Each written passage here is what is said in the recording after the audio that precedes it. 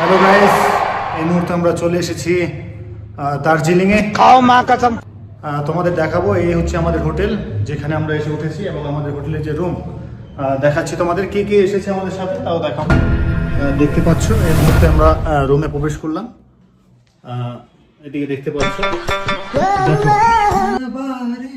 এই দেখো আরেকজন, দেখেন ওই অপদার্থ কি করে দেখো।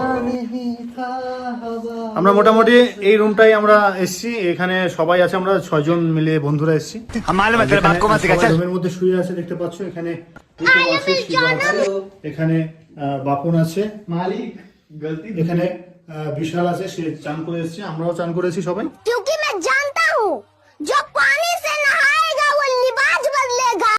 আর এখানে দেখতে পাচ্ছ যাকে দেখার জন্য মানুষ অধীর আগ্রহে বসে থাকে, এই দেখো শুয়ে আছে।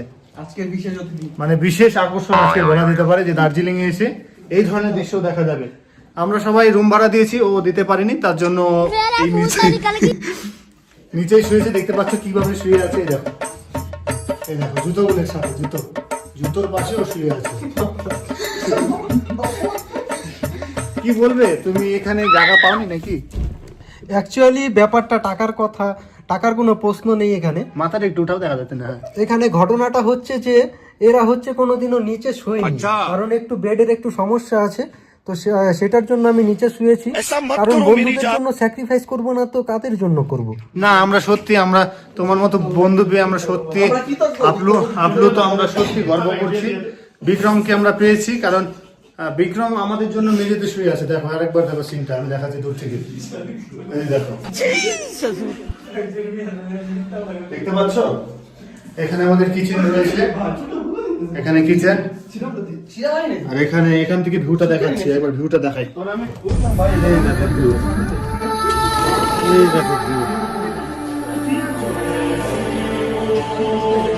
দেখ না, এখান থেকে একদম সুন্দর কাঞ্চনজঙ্ঘা দেখা যায়, সুন্দর ভিউ।